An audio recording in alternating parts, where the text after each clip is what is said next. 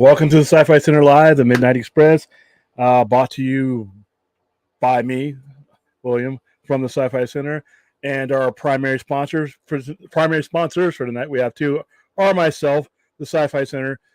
Be sure if you're local out here in Las Vegas, next Saturday, Friday and Saturday, Friday is 13th and Saturday the 14th for Project Ripper 2. This is our second annual Jack the Ripper reenactment where we turn our home plaza, the New Orleans Square, into Whitechapel, 1988, and we stage all 5 of the Ripper murders, and we allow the guests to come in and study the crime scene, study the evidence. There's even an autopsy for one of the victims, and at the end of the weekend, we compile all the evidence, and then whoever comes closest using the evidence at hand will become our Scotland Yard hero. So if you're local in Las Vegas, or if you're headed to Las Vegas for the weekend of Friday the 13th and 14th, please stop by the Sci-Fi Center at 6 p.m. on both nights.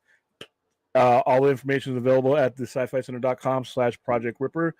And our other sponsor is Blumhouse Pictures, makers of Megan. That is in theaters this Friday. Congratulations to everybody who was locally here in Las Vegas who was able to come by and take advantage of the free seats, free posters, free shirts, and free wristbands. Megan by Blumhouse Pictures is in theaters this Friday. So, hello, and this is a really brief one. Right now, I literally have Wrestle Kingdom on the small screen, and it starts in about a little bit under an hour and 20 minutes, but I'm going to get everything ready because I'm going to spend all night watching wrestling. I'm sorry, I am that wrestling geek, but I wanted to do my Midnight Express because Enosh has pretty much been here the last couple of days, so I really haven't had a reason to come on. I've been on both of those panels. He had a report there last night, so like I said, this is just a quickie to say hi. I don't think any big news has happened today. I don't even think we've had any high-end rumors. A lot of the stuff that's been happening in the last couple of days is, Jesus, man, people getting seriously injured or dying. And it's like, wow, dude, we started off the new year like we ended 2020 or 2016 when all those people died towards the end. Jeremy Renner, he's in good condition now. I saw his tweet. He's live. He's well. Could have been killed. The NFL player last night from the Buffalo Bills, who took a blunt force trauma to the chest, stopped his heart, had to be resuscitated twice. They shocked his heart back into rhythm. He's in critical condition right now. He's been sedated and intubated. It's just been a wild ass last 4 days, man. And like I said, we get involved in some of the stuff we talk to, and some of it talk about, and some of it gets heated. But just the last month or so, I should really tell you guys, this stuff that we're doing is for fun. It may not always turn out the way we envision it, but it's supposed to be fun. When we're talking comic books, superheroes, and wrestling, it should be a release from everything that we're watching going on in the news. I'm literally watching a comic book unfold in real life. So let's stick to the ones that are supposed to be fun. Let me say hi to my chat real quick in the brief times. Monkey Jeebus. So Krampus Jeebus has been retired for the season, right? Will there be an Easter Bunny Jeebus? I have to ask. Or a St. Valentine's Jeebus? How you doing? Yes, please hit the like button on both channels. I mean, it's like right now I accidentally clicked on the Sci-Fi Center's YouTube page. I just meant to do this one, but hey, if you're at either place, you're going to get the same action. So I'm supposed to see that Thursday with Paulie and Mexican Iron Man. Okay. Mexican Iron Man. That's cool. We have a screening tomorrow. At Red Rock, we sent a bunch of people to it. So they all had their little creepy t-shirts. If you go on my Instagram site, you'll see the creepy Megan t-shirts. It's actually a t-shirt, her doing that creepy dance that she's doing. Everybody's got a creepy dance now. So once Megan comes out, everybody will be doing memes and little videos of that along with Wednesday's dance. But yeah, Megan looks like a lot of people compared it to Child Play, but it looks a little bit more. The last Child Play was AI, but this one looks, just something about this one looks unsettling. And Blumhouse always does a great job with their films, so I'm ready to go see that. Then we have another one of our sponsors. I almost completely forgot. get back to my brand here, and let me get this out of here. Never lets me get rid of the chat. So go to my chat, go to my brand. Alien Con is in Pasadena on March 4th.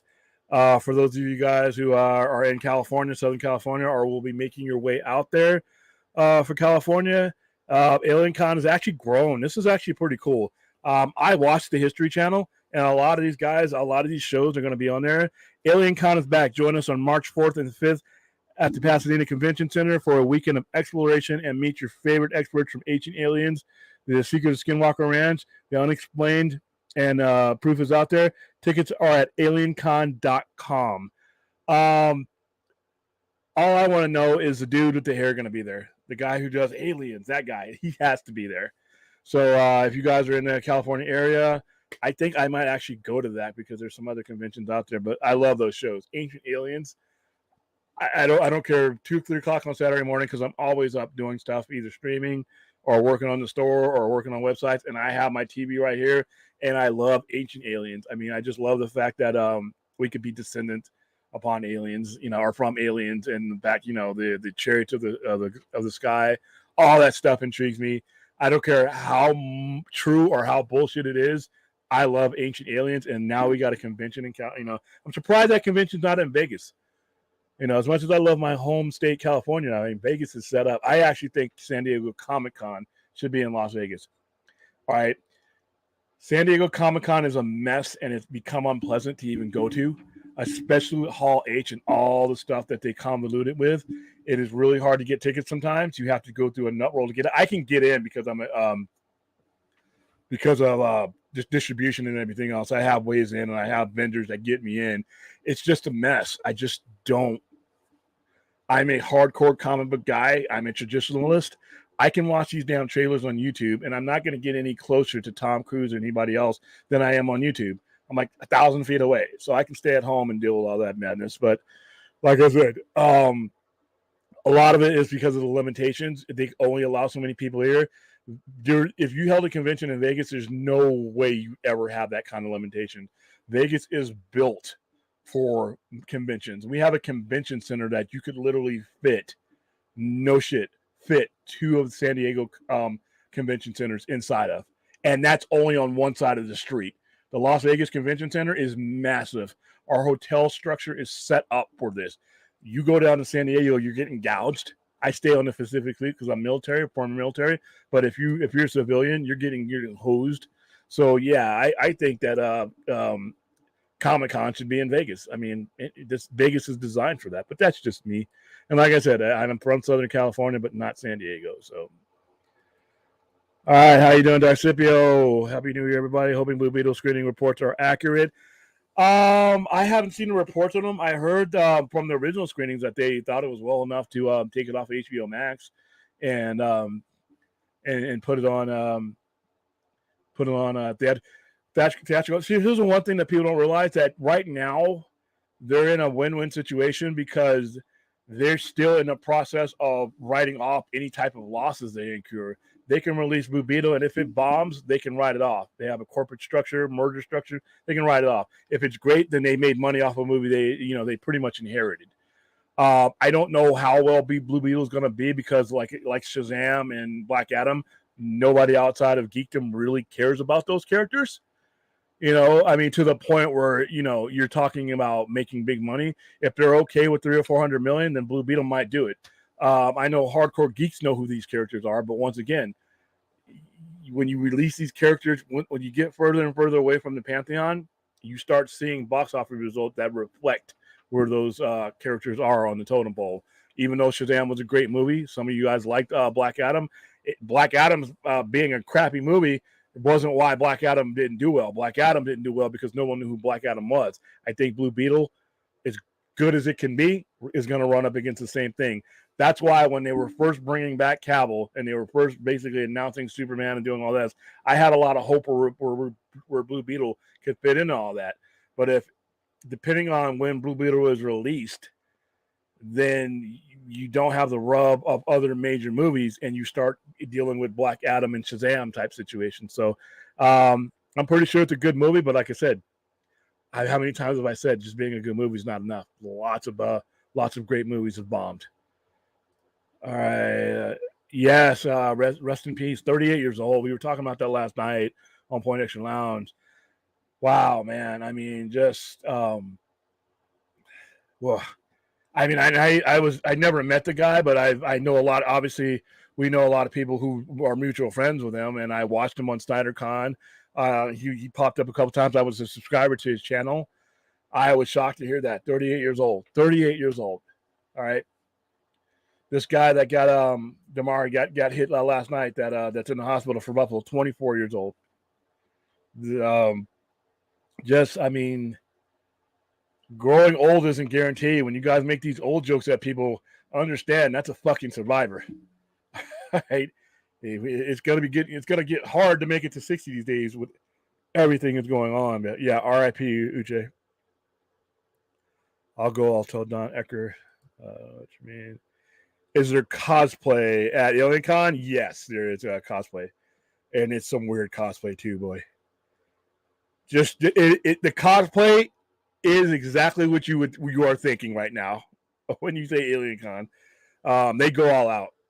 They go all out. I'm gonna get some of the pictures they sent me to when I promoted it. I'm gonna get some of the pictures and add them in next time around so you guys can see. Avatar, yeah, dude. You know, both this convention and any convention out there and Halloween is going to be avatars. I mean, people painting themselves blue. So, but yeah, which is we? You know, you can go. I still haven't seen Avatar yet, guys. I just haven't had the time, and like I said, I'm not as interested in Avatar as everybody else was. But I'm not knocking it. It's just I haven't had time. We've been promoting live events. I have a live wrestling event that's going to be happening at my plaza that we're doing. I have Project Ripper, which is really big for us. That's happening. We have 2 more movie promotions after next week. We have Plane, and then we have Missing, like back to back. And then before you know it, we'll be starting a promotion for Shazam. And then after that, you know, I'm wondering how the Flash is going to go. Listen, I don't think it's the smartest idea to use Michael Keaton as the focal point of the advertisement. I understand who Michael Keaton is. Michael Keaton was my Batman. 1989 is legit 34 years ago. You literally had an entire generation that has grown up and had 2 different Batman since then.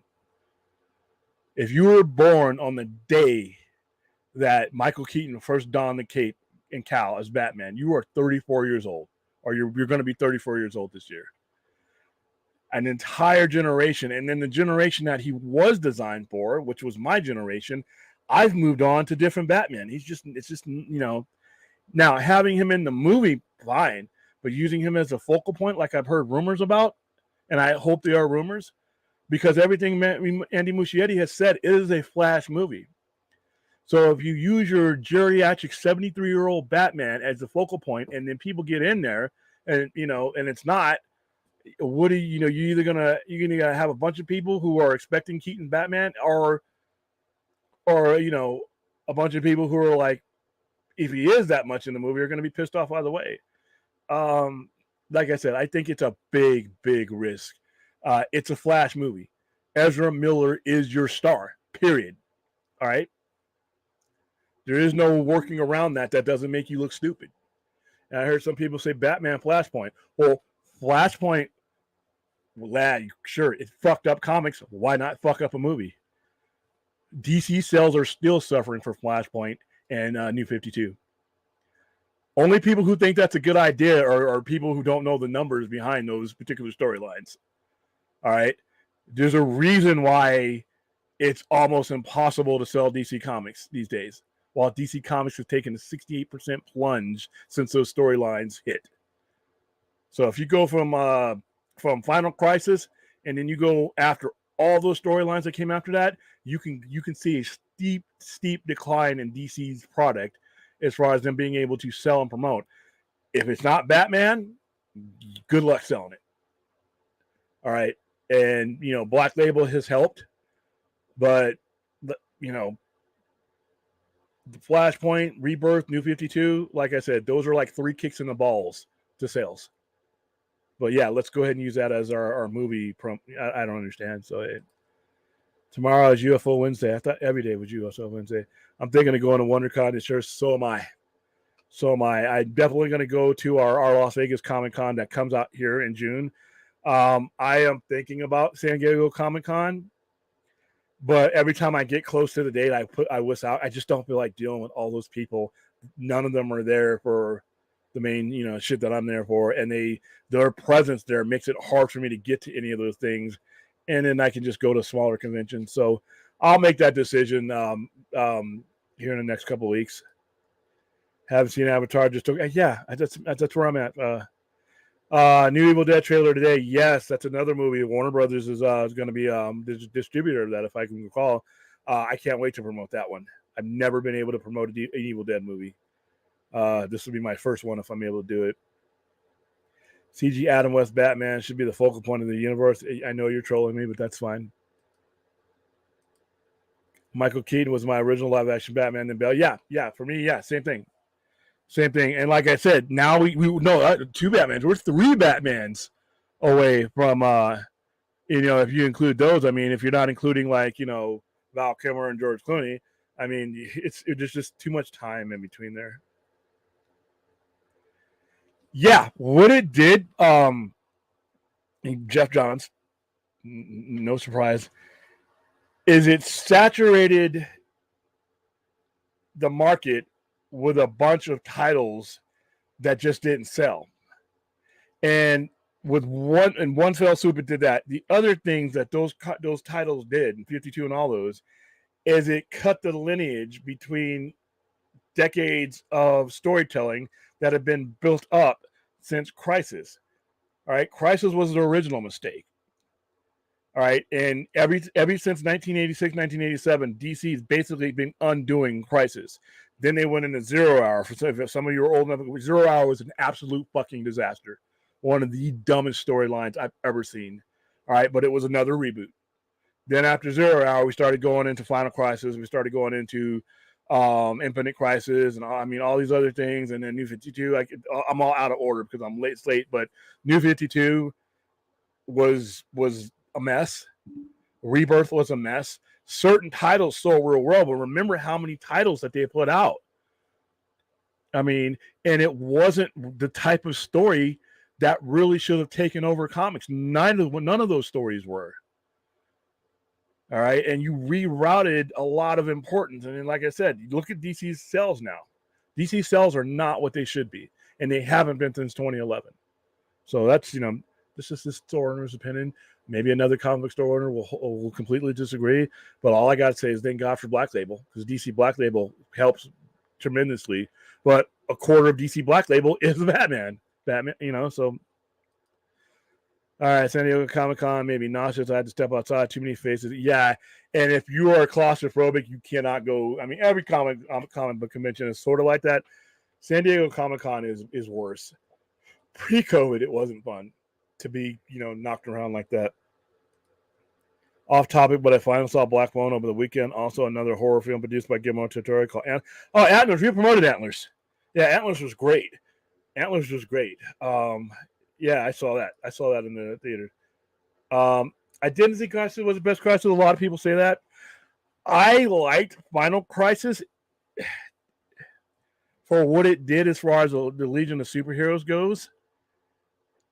But I would have to. Identity Crisis was good. Final Crisis. Out of my favorite ones was Final Crisis. And then, like I said, it just got completely saturated and inundated.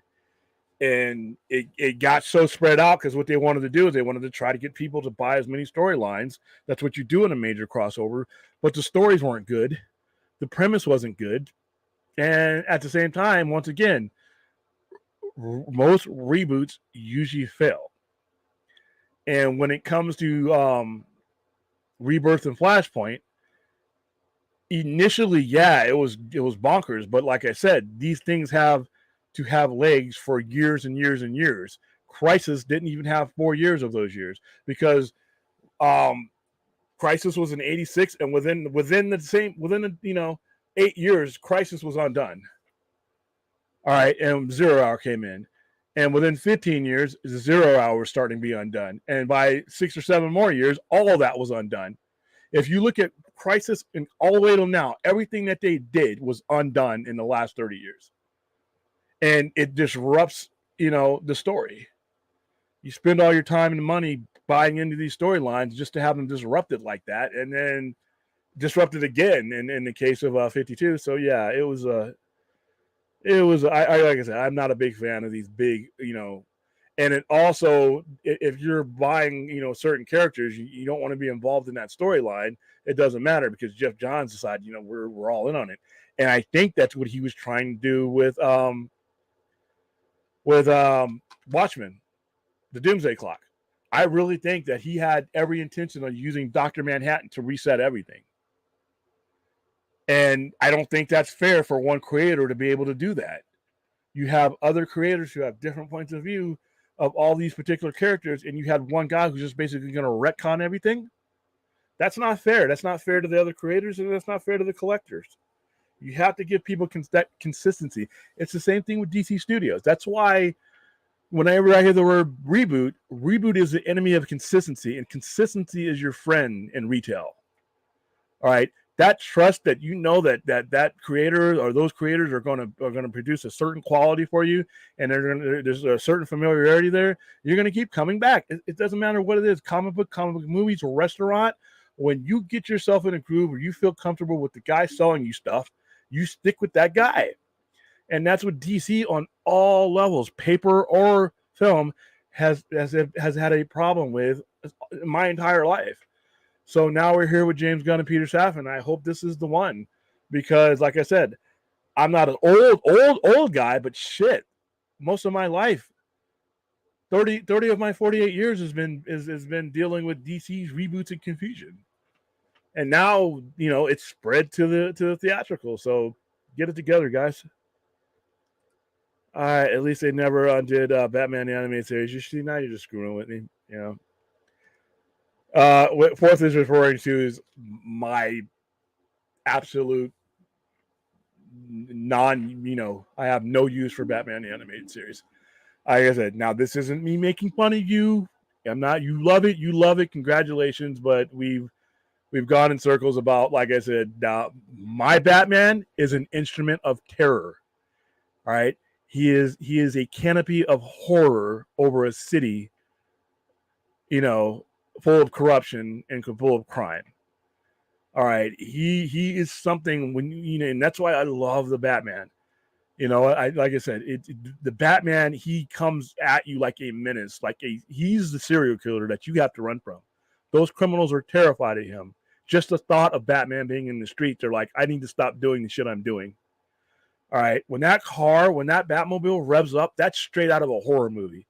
That's straight out of Christine. That's what Batman is. Batman is an instrument of terror and horror to be unleashed onto the bad guy. Not some fucking cartoon. All right. Batman, he may have been designed for kids in the 1930s, but remember, those kids had steel balls, basically. You realize what those kids in the 1930s and 40s were growing up into.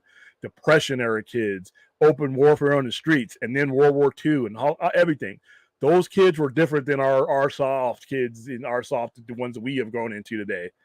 So when you're now taking a character like Batman, who was not designed for kids, and basically neutering him so that he is. Like I said, why don't we just have Jason play tag football instead of killing people? So yeah, there you go. All right, they should have learned from Marvel's Heroes Reborn. Yeah, and in Heroes Reborn, the mid-90s was not a good time for comic book sales. We hit like a really, really high because we had all these things coming out: Death of Superman, Evil Ernie, Lady Death, X-O Man of War, Chromium covers. Everybody was ordering tons of stuff. At one point in time, there was like 33 comic book stores in my small town, and this is the 90s, not 2020, whatever. 1995, 1998, 1996 is. We had 33 stores in a small area. We didn't have 2 or 3 million people then. We were barely at 1.5 million, if that much, maybe less. So yeah, we had a lot of stuff. Marvel Comics, Heroes Reborn is where Marvel was already suffering.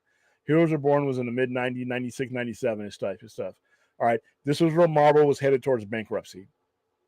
Because by 1999, Marvel was on the ropes. There was a lot of us who didn't know if we were going to get comics from Marvel from week to week at a certain time. That's how bad Marvel was. And they started to sell off their IPs, and they did it for a lot of money, and that's what saved Marvel. And then, the storylines and everything took it from there. But yeah, Heroes Reborn was one of those desperate things that they did.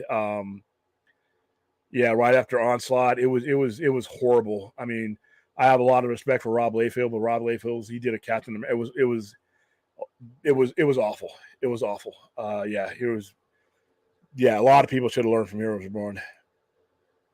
What are your thoughts about the Flash concept images from earlier? The multiverse one looked pretty cool, and I saw all kinds of DC Universe in it. I like it. It is going to be interesting to see where James Gunn goes with that, and how this can be used to resolve a lot of things that are just outlying. The Flash has always been an intriguing movie for me. So, like I said, I hope by them releasing these movies that they're using these movies to sew this thing up so that we can have a good feeling going into the new thing. And like I said, the Flash itself lends to so many possibilities. If they do it right and if they structure it right, it could get their new universe off on a really, really, really fast foot. If they do it wrong, then it's going to be something that stunts the growth of this new universe. How they handle these remaining movies is going to determine, in my opinion, a lot on how people feel on when James Gunn starts rolling out his slate. For the people who are going to see these movies, I would like for them to be used in a way to be a transition, because I hate to think that they're going to put out 4 movies that are a waste of time. So yeah, when I saw the concept stuff and the bike and everything else, and some of the stuff that had been leaked last year, and the fact that they're still using all that stuff, it gives me hope. It gives me hope. Like I said, that combined with the fact that we just don't know what's going on inside James Gunn's head gives me hope that we're going to get a smooth transition instead of some abrupt, shock to the system. I am watching Wrestle Kingdom right now. Right now there are preliminary matches. Who are they on right now? It is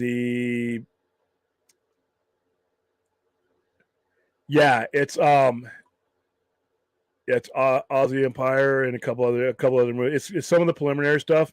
The actual the main matches do not start till 1:20 a.m. So I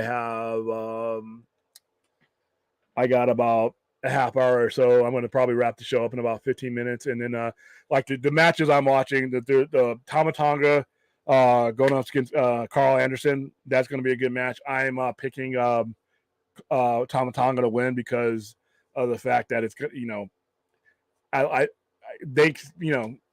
to WWE for letting this for letting him come over, even to wrap this up. But like I said, I don't think it's plausible for him to be able to go to Tokyo as much as he would need to be able to be a part of New Japan and defend that title. So I think he's going to drop that. You have the tag team matches with FPR and Gato. I think FPR, that's a 50-50. I think FPR may drop those titles. I think they're going to get a major push towards AEW titles.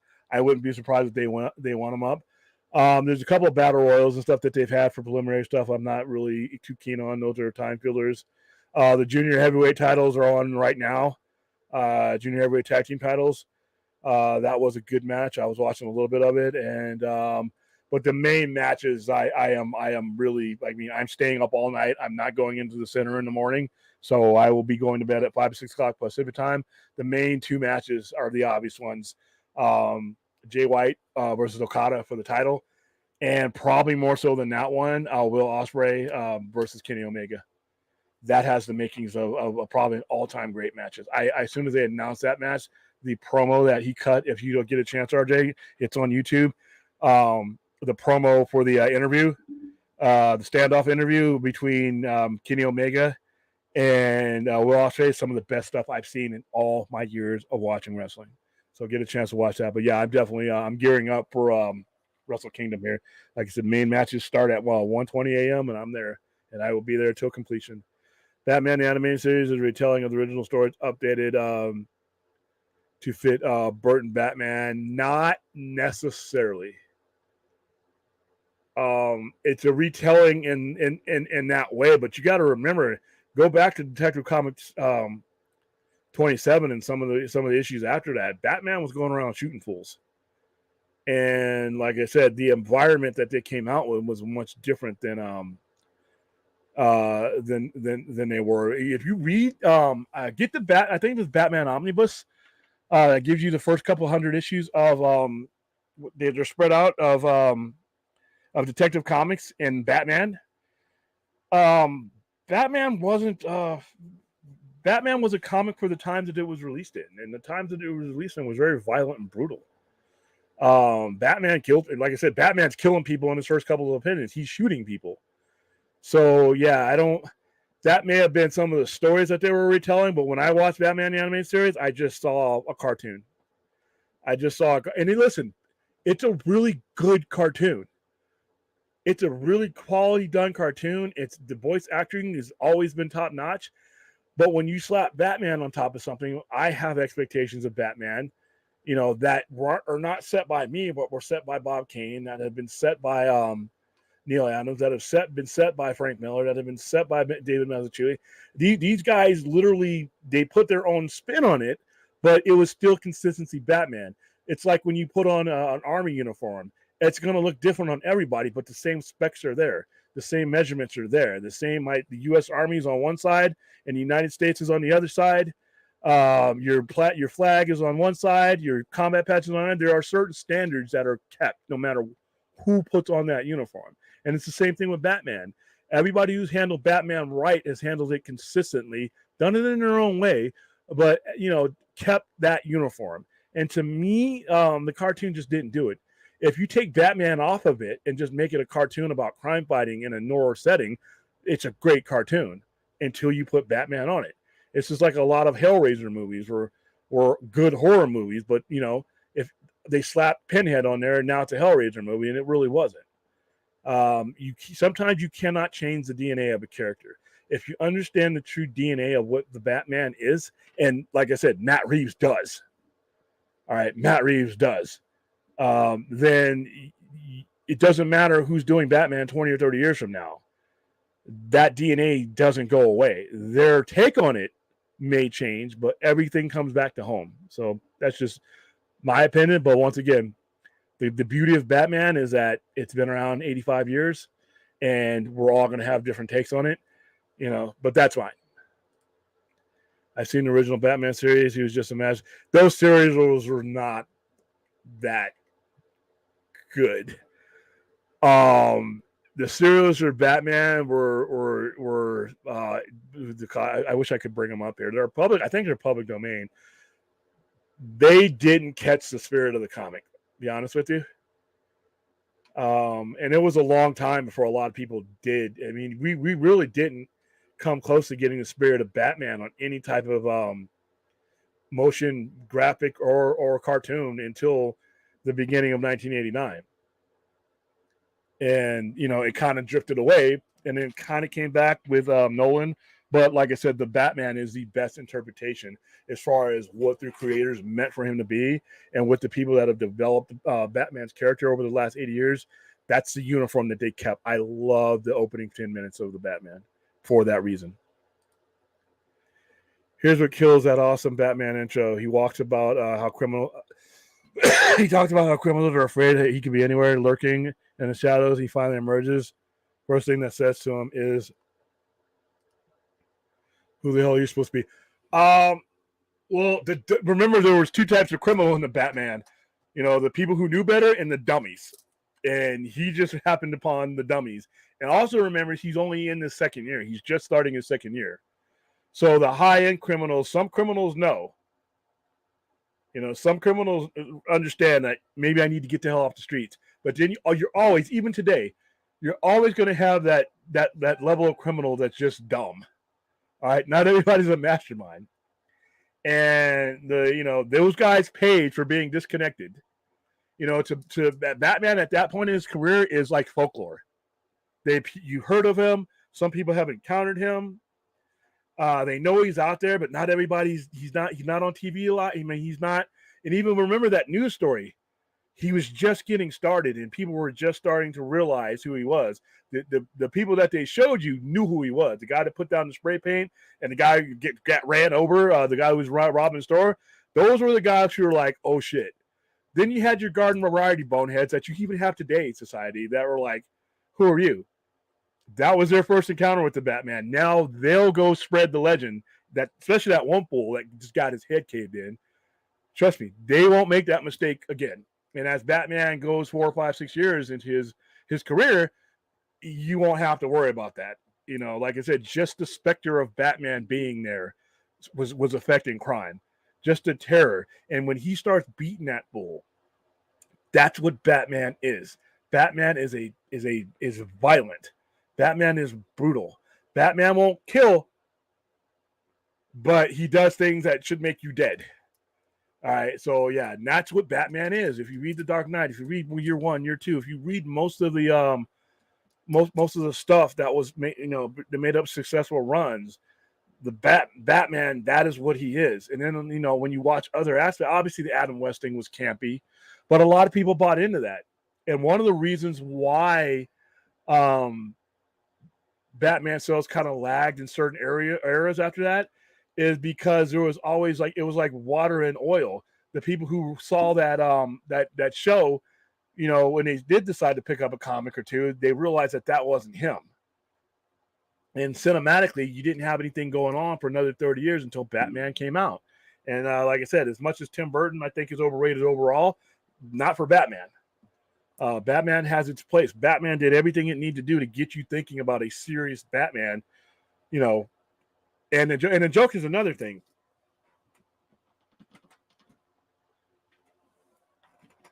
With all due respect to Mark Hamill as a Joker,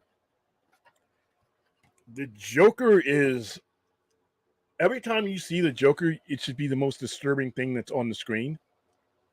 Heath Ledger carried it off in some ways. Jack Nicholson did, but if you read the comics that the Joker is in, even the earlier comics, the Joker is not okay. The Joker is not for, the Joker is not something you should be able to put in front of a kid the age that they were aiming at. Read The Killing Joke. All right. Read Death in the Family. That's the Joker. I didn't see that Joker in an animated series.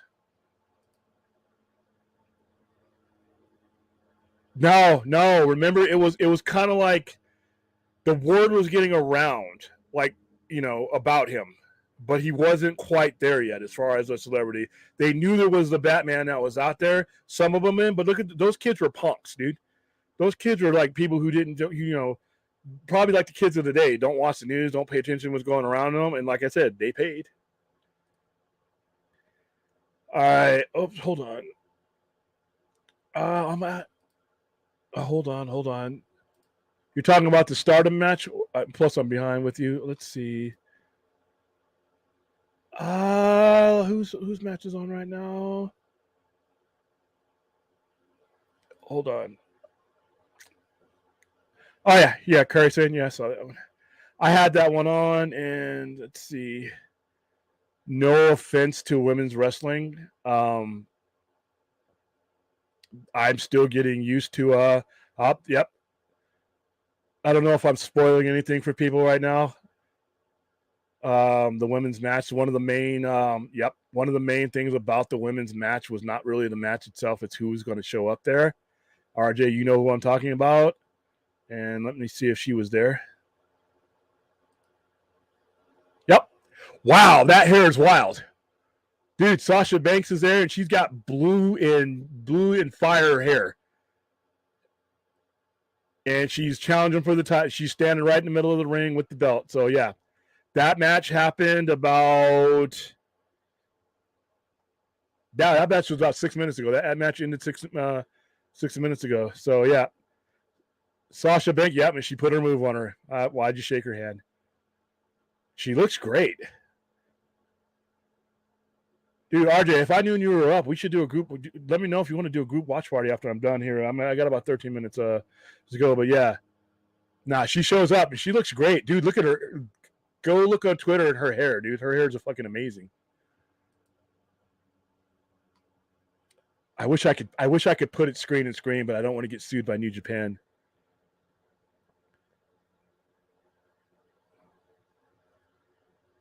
Wow, she looks hot. Okay, sorry guys.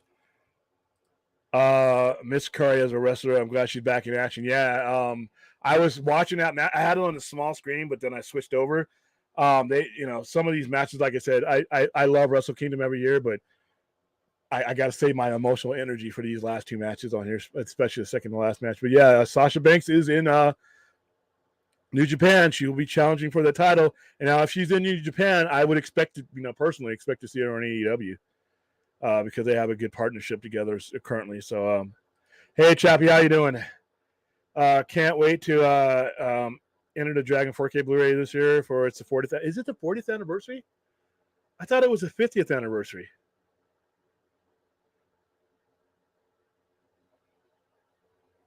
Yeah, no, Enter the Dragon's 50th anniversary, dude. Yeah. Yeah, because he was dead by I think he died like soon afterward. I think it's the 50th anniversary. Do you still buy physical media, William? Yes, I do. I still like buying physical media because you always get digital code as well. Yeah, and plus there are certain things on physical media sometimes if they're doing it right that you do not get on digital or you don't get on the streaming services. And I think, and this is one of the main reasons why I don't think. Oh yeah, now she's posing with the belt. That's a kick-ass belt, by the way. The New Japan Women's Stardom belt. She's doing her dance. That's a good get for them. I mean, because she literally walked out of WWE as one half of the women's tag team champion. I mean, she was at the top of her game. Her and Naomi were at the top of their game. And for New Japan to just get her like that, that's a really good part. But yeah, I think that there's so much money to be made with like all the previous DC movies, and I think that's how you could finish it. I think that you could re-release Superman, you could release Man of Steel, you could release BVS, you could do giant box sets, and each of the sets has a piece of the final story into it until you get to the one mother box set. Physical media still sells. Zack Snyder's Justice League sold well. And that little glow-in-the-dark one that I never got a chance to get, physical media still does well for them. So I think that they could use the physical media to tell stories that you can't get anywhere else but that physical media for a while. But that's just me. Best matches ever, Bret Hart versus Shawn Michaels. Which one? There's several. Are you talking about the WrestleMania one, or it's definitely not Survivor Series? How do you feel about Superman the animated series? It's not as bad. Superman the animated series actually has a portrayal of Superman that is consistent. Even in Superman's dark times, Superman in the animated series was consistent with the Superman that was always portrayed. It is consistent with the DNA of what Superman is, no matter who is writing him. Like I said, everybody's going to have their different takes on each of these characters, but there's certain lineage that is everybody comes home to. There's certain consistencies about Superman that are just there, that just have to be there. And I actually thought Superman the animated series had the look and feel of what Schuster and Siegel were going for, what Byrne was going for, and all that. Big difference from the Batman series, where like I said, you were making something that, in my opinion, was a character that is not for child consumption into a child consumable. Same thing with X-Men. Why do I not dislike the X-Men 90s series? Because it gets its roots from something that was never supposed to be put in front of a child. All right, if you read X-Men going into that point, there are some things that go on in X-Men that you just are not going to be in a cartoon, and it is what makes them what they are. So when you take away something that makes people what they are, you really hurt the. Okay, so see, here's another filler match. You really hurt the characters, in my opinion. Okay, so this is FTR. FTR's World Tag Team match is up next. So this is one of the matches that I really, really wanted to see. So we're going to wrap this up pretty soon here. So I'm going to answer as many questions as I can. This match has a 60-minute time limit. So except for the Montreal Screwjob. Yeah, the Montreal Screwjob was, dude. For me, months ago, I was watching Dick Tracy serials from the 40s, really great. For the time, it'd be cool to get a physical Blu-ray release of it, including the Batman and Superman series. I think you can. I think you can get those. I think they're Criterion, if I'm not correct. I'll look that up. Look that up when it is. William doesn't give credit to Bruce Timm and Paul Dano, who created Harley Quinn. I give them credit for them creating Harley Quinn. Like I said, I'm not knocking what those guys did. I'm not. They did what was asked of them. All right. I just don't like the fact that that was done. All right. It's like, to me, if you have something and certain things are a part of what that thing is, and you take away those things in order to make it suitable for an audience that it was never designed for, I have a problem with that. Those individuals who did it, I don't have any issue with them. Kevin Conroy, who did the voice, I mean, Harley Quinn, I mean, you actually did a reverse. You brought Harley Quinn through a kid's cartoon, and if you look at the development of Harley Quinn in the comics, it's a very disturbing relationship. Which she has become is way more consistent in the environment that she came from, especially if you read the Black Label stuff. So I never had any issue with Bruce Timm. I had an issue with the product that they were asked to produce. I have more of an issue with their mission than I do with them itself. Like I said, I don't hate Mark Hamill for being the voice of the Joker. He's not my favorite Joker. I don't like that Joker, but that's not, it's just because my preferences. The Joker for me is something that, could never be on a Batman animated series. Batman for me is something that could never be presented to children. It just couldn't happen. But like I said, it is what it is. I don't have any strife towards the people who actually worked on the project, and I don't have any strife towards people who enjoy it. I mean, I get kind of like hot under the collar when people tell me that that's the definitive Batman. I want to throw up all over this camera and this microphone, but that's just a difference of opinion. All right. I just got a bad feeling FDR is going to drop these titles tonight. That's the only belts they have left, so they better fucking win on Dynamite if they lose this damn thing. But talking wrestling, how many of you guys are in here wrestling fans? I mean, I know RJ is, but Nope. They're all they showed were low level dummies, liquor store robbers running to bat someone in the sky. The guys approached the Joker. Yeah, but what they were trying to imply was that he was becoming established as a creature of the night that could be out there at any time, and that's why he said it. I mean, they weren't going to show the high level dummies because that's the Riddler. Or the people. You got to realize where he was in his career. There are people who will design themselves to contrast what Batman is, who will design their whole schemes and the way they commit crimes based on what they learn Batman is. The low level criminals are what you're seeing now because that's where he's at right now. And he's fighting corruption and everything else. But those are all nameless faceless people. The first named person he's faced obviously was the Riddler. And then you'll see the Joker and whoever he puts in the second one. But it was establishing the atmosphere. So no, that first 15 minutes was, what it was. And it was, like I said, it's like somebody telling you that Bigfoot in the Jockalopes exist. I met him, he's bad news, stay away from him. And everybody's like you're crazy, right? Until you see Bigfoot step through the shadows and rip your friend's head off. And then you're like, oh shit, he's real. And that's what that moment was for me. And at least that's how I got it. William thought Romeo and Juliet 1968 stars Olivia Hussey. Yeah. Somebody brought this up in one of our chats today. They're going to lose that lawsuit. All right. 50 years later? And I mean, there's just too many ways that this could have been addressed. And your parents can are you going to sue your parents? The director is dead. Who are you getting damages from? And why, unless there was something illegal done, you're the people at fault would have been the parents who consented to that. I don't think they have a chance in hell of winning in court, to be honest with you. Like I said, there are other movies that had that pretty baby, Brooke Shields. Brooke Shields was in a movie where she's like 12. But because her mother consented to it, there's no legal. I mean, I don't know, man. I mean, I think they're gonna lose. And she said that her career was damaged. They couldn't get good roles, but Paramount's gonna say, well, here's the roles you got. And these are pretty good roles. I mean, it's. I don't think they're gonna. It's all gonna come back to what were the parents thinking at that time, and if you were gonna sue anybody, it would be them.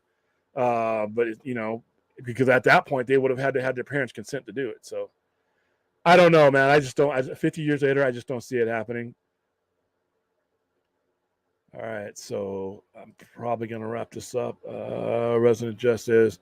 What if I could? I'm about to pass out, but Sasha botched her finish, and her promo was a little bit off. But yeah, I had the sound down, so I couldn't. I didn't. And she always botches it, dude. She's too fucking tiny for that finish. She needs to change her finish because she's not built for that finish. She's botched that before, and I just don't think she's built for that finish to not fuck it up. And especially if she's working with somebody who she hasn't worked with before, and I don't know if she's worked with her before. When WWE, at least she had people that were used to her finish, and she still screwed that finish up. She needs to come up with a different finish. That's just me.